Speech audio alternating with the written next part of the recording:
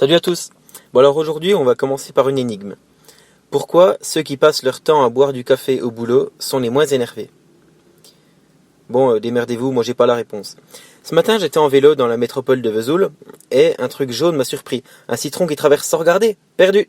Un monsieur qui avait collé sur la lunette arrière de sa Fiat, qui m'aurait écrasé sans ma bienveillance légendaire, un autocollant jaune avec écrit « Au volant, j'ai le réflexe clignotant ».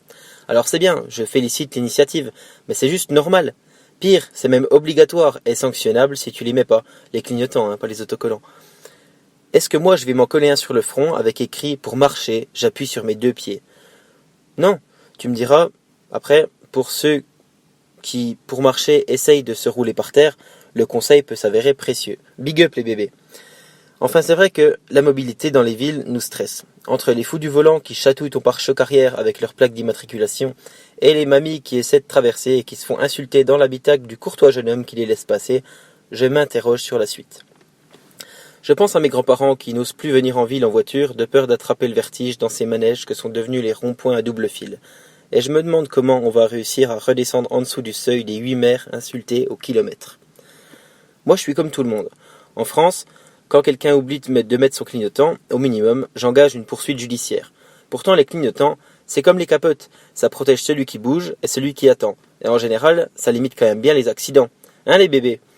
En parlant d'accidents, s'il y a bien un truc contre lequel la contraception fait son effet en France, c'est la victoire à l'Eurovision.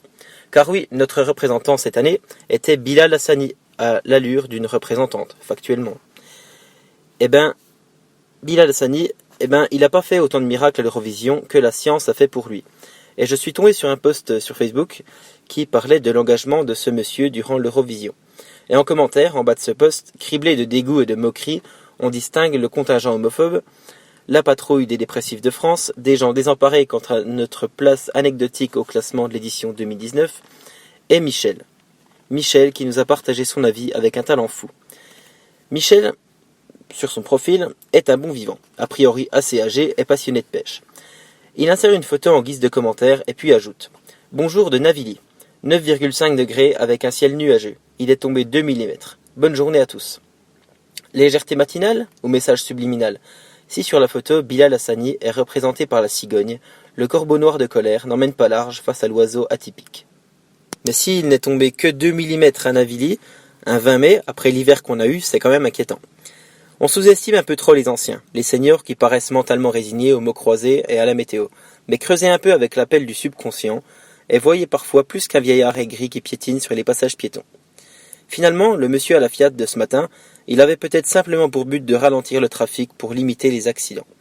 Enfin voilà un autocollant qui nous dit d'arrêter de coller des étiquettes. Moi je m'en vais donner des cours de motricité au bébé. Et si on suit la tradition alsacienne, la cigogne apporte toujours du bon. Allez, à bientôt.